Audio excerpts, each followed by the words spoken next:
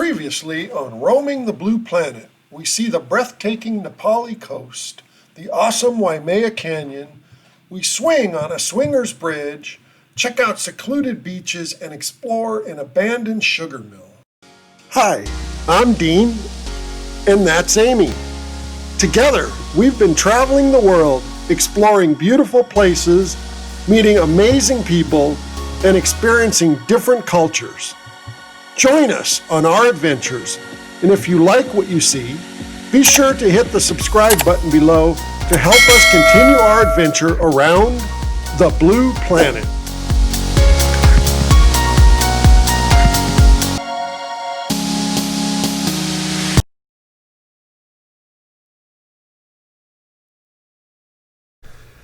Hello everyone! In this episode, we continue exploring the island of Kauai.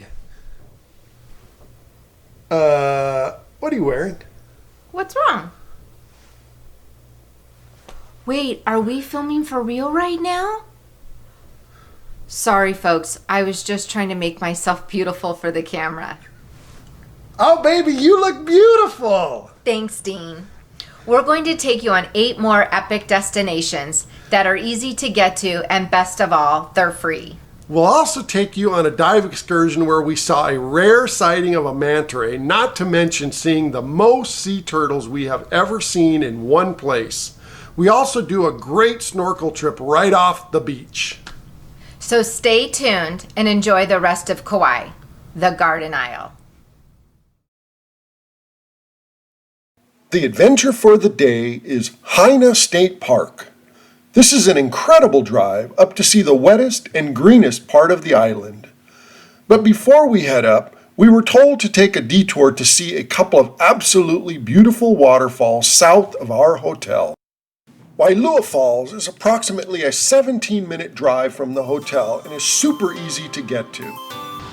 It requires no hike to see this enchanting waterfall. The falls are over 80 feet high, and legend has it that Hawaiian men, also known as kane, would test their strength by cliff diving into the 30-foot deep pool below. Needless to say, some of those daredevils didn't survive. For those of you who grew up in the 70s and 80s, you'll recall this epic waterfall from the opening credits of the TV series Fantasy Island. We hopped back in the car and headed back down Ma'alo Road to Opaeka'a Falls. It's approximately a 20-minute drive back through the amazing sugarcane fields, and the views are spectacular. Opaeka'a Falls is another accessible waterfall and is literally right off the road from a lookout point. It's an impressive sight at 151 feet tall and 40 feet wide. You don't even have to get back in your car to see the next marvelous sight. Just walk up the hill a little and check out the Waialua River Valley lookout. This lookout has stunning views of the Waialua River Valley and spectacular views of the Manakupu and Nunu mountain ranges. Simply breathtaking. Amy and I made the 51-minute drive from Opaeka'a Falls to Anini Beach. Anini Beach is one of the best snorkel beaches in Kauai and features the longest and widest reef in the Hawaiian Islands. The day we went, it was a bit overcast and rainy, and the water conditions were less than desirable. And since we had the beach to ourselves, we had an amazing picnic instead. Anini Beach is a part of Kauai-Part Park and has restrooms, showers, and picnic tables. It's definitely worth a stop for a day at the beach to get in the water and check out this amazing reef. Our next stop was the wonderful town of Hanalei. It's only an 18-minute drive from Anini Beach along green, fertile mountains. It is a stunning drive. Just outside of the town of Hanalei is Hanalei Valley. You must stop and check out the fields of taro used to make poi and be mesmerized by the waterfalls that cascade down the Nako-Olokama mountain. This valley is like looking at a postcard, and it should be because it's one of the most photographed valleys in Hawaii. Just after you leave the Hanalei Valley, you will cross over one of the 7 one-way bridges along Highway 56. This steel truss bridge was built in 1912 by Hamilton and Chambers in New York to replace the original bridge that was constructed in 1895. The town of Hanalei is a super cool stop on the way up Highway 56. It has lots of history and plenty of amazing places to eat and shop. Amy and I did a walk around to check out the many art galleries, but our favorite by far is Hawaii, Oceanic, and Tribal Art. You really need to check these guys out. This shop is really more like a museum with museum quality art, and they have an amazing story. They traveled all around the world in a sailboat and gathered many of the pieces you see. Check them out at hawaiiart.com. On the way out, I thought I would be funny with the cool totems outside the shop, and Amy actually got a little frisky with them. Before you leave Hanalei, you have to make a detour down to Hanalei Bay. This bay is so picturesque with its 2 miles of white sand beaches surrounded by lush tropical green mountains. Did you know there have been 15 movies filmed at Hanalei Bay? The Hanalei Pier appears in several of those movies, including Beachhead, starring Toady Curtis, filmed in 1954, and Rodgers and Hammerstein's South Pacific in 1958. That's where the Seabees play. Oh, did I mention Puff the Magic Dragon? Someone was smoking a little Hawaiian reefer when they came up with this one, but if you look closely, you can see it. There's a mountain outcropping when silhouetted looks like a dragon's head resting on the water. On your way out of Hanalei, keep your eyes peeled for the Wyoli Hui'ia Church. In 1834, American missionaries established the Wai'oli Mission and the church the same year. It is a beautiful church with incredible stained glass windows, and for those of you who appreciate American Gothic architecture, it's definitely worth a quick stop. You can also take a tour of the mission if you have more time. It's a 20-minute drive from Hanalei to Haina State Park, that is, if you don't stop. There are so many picture-perfect spots on the drive to Haina State Park. Wainiaha Bay is one of the amazing postcard spots on the way. We couldn't pass up a couple of driving shots. Haina Beach Park is a must-stop and check out. The beach has golden sand, and the day we went, the surf was pretty large. As we found out later, this beach is a first-class surfing spot. On the west side of the beach is Cannon's Reef, where surfer Bethany Hamilton lost an arm in a shark attack. This girl is super inspirational and worth looking up her story. Right across the street is the Manini Holo Dry Cave.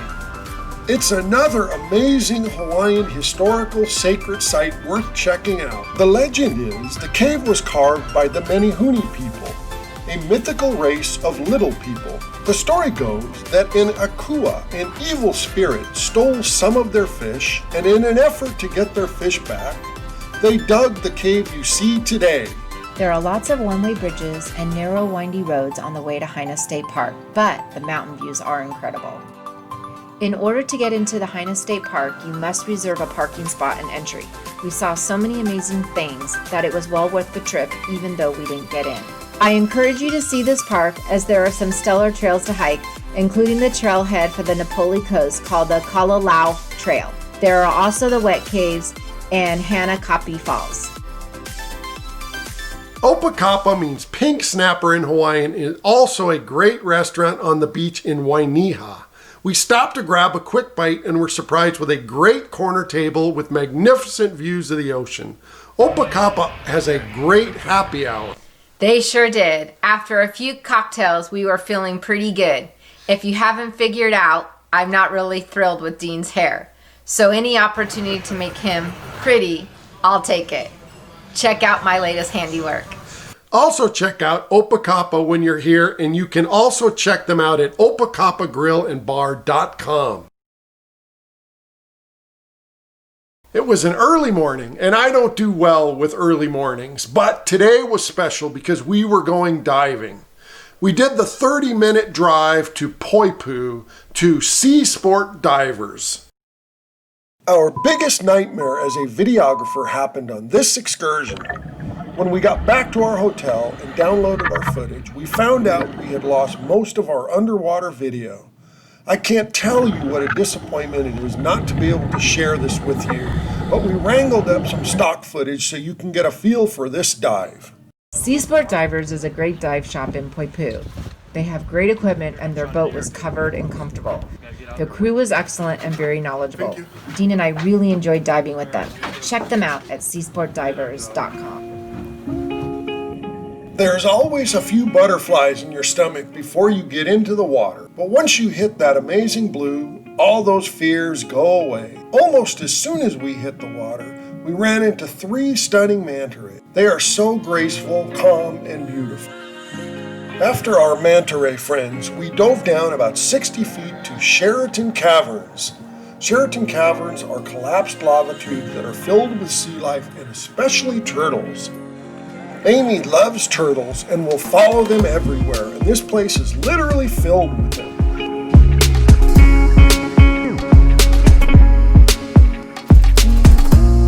Before we surfaced, we also ran into a black-tip reef shark. This was a really super cool and easy dive. Just to make the whole trip even more memorable, a turtle came up to the boat to say goodbye just as we were leaving. You can't get any better than that.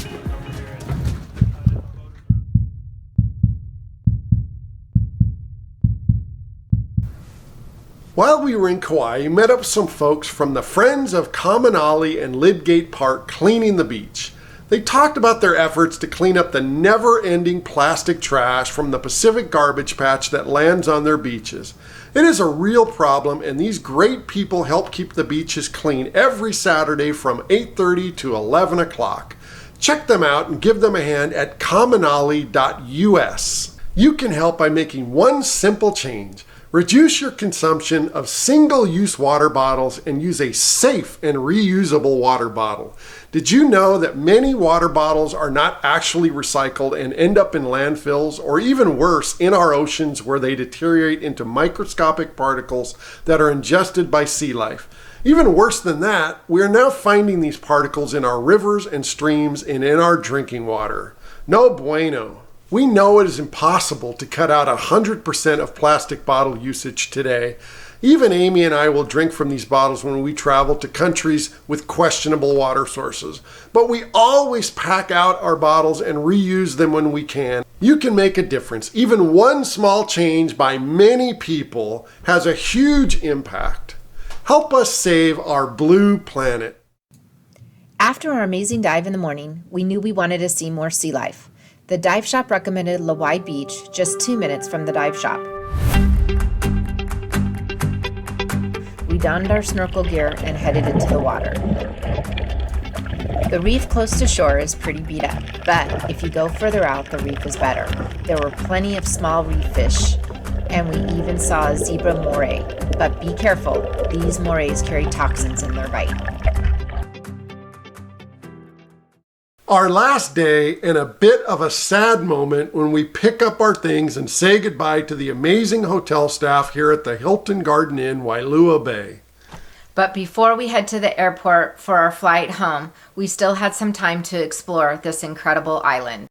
We hopped in the car for the 19-minute drive to Nanini Lighthouse. The Nanini Point Lighthouse is an 86-foot-high whitewashed lighthouse overlooking beautiful Wyoli Bay. The lighthouse lies at the end of the Hui'ia airport, and we had great views of the planes coming in for a landing. It was built in 1932 when Wyoli Bay became the principal port on Kauai. It's super cool. On our way out from the lighthouse, we saw ninis. What's a nini, you might ask? The nini, also known as the Hawaiian goose, is a species of bird endemic to the Hawaiian Islands. It is also an endangered species and the official bird of the state of Hawaii. They are beautiful.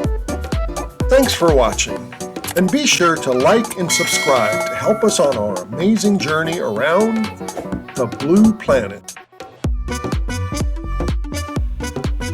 In the next episode, we escape COVID with an amazing 7-day California coastal getaway. Be sure not to miss it.